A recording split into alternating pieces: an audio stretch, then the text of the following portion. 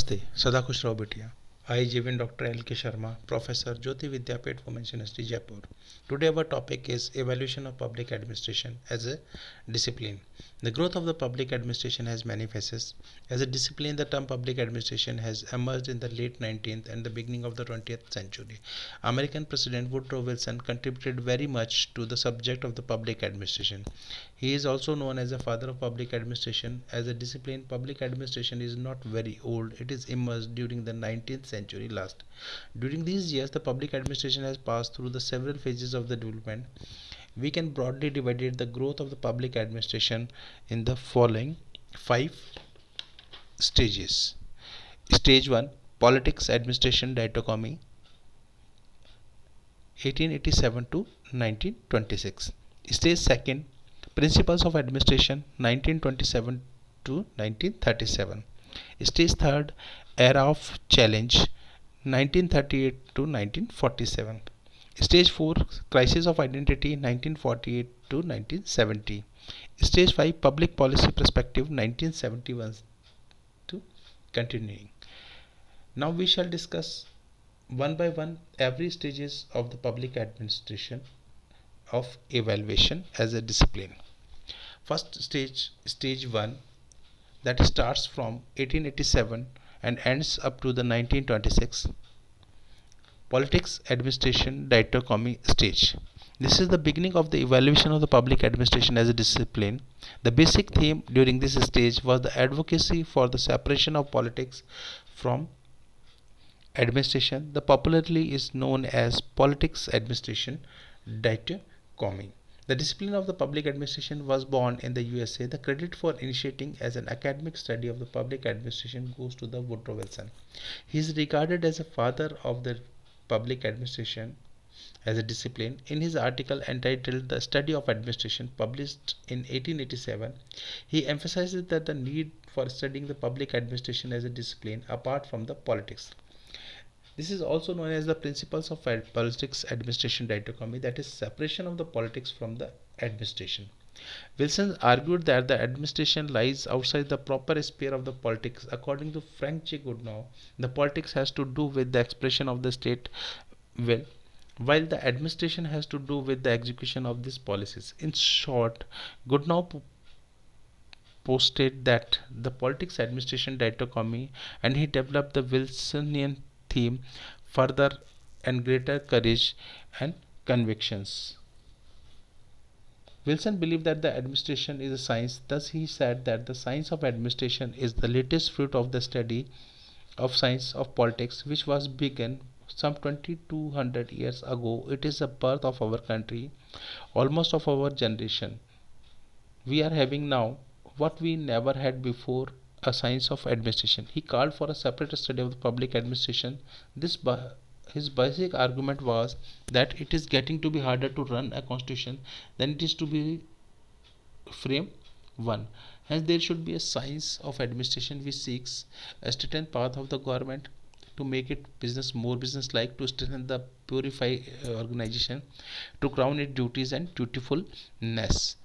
In 1926, L.D. White introduced the study of public administration was published. It was the first textbook on the public administration. Students note down that in 1926, L.D. White's Introduction to the Study of Public Administration was published.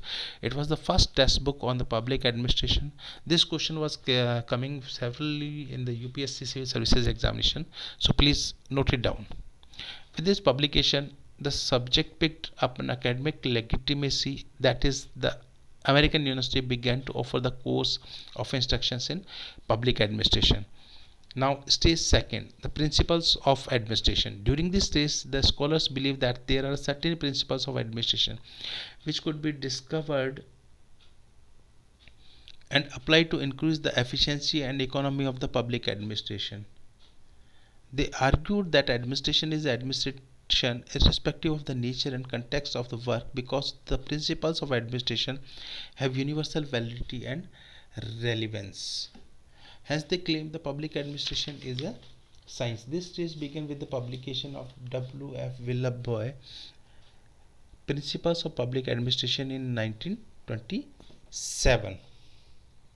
The Great Depression in the American contributed a lot of development. These periods were the golden years of the principles of the history of the public administration. This was also when a public administration commanded in a higher degree or respectability, and its products were in great demand both in the government and business. This stage in the evolution of the public administration reached its zenith when the appearance of the Gulick and Urvik papers on science of administration 1937. Gulick and Urvik stated that it is the general thesis of this paper that there are principles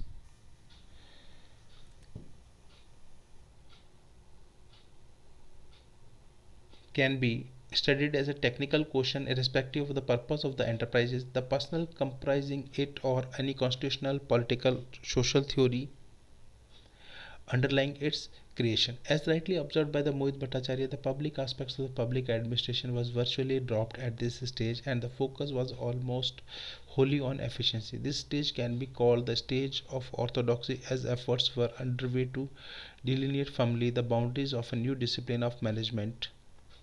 Public administration reached its reputational journey during this stage. Stage third, the 1938 to 1947 era of challenge.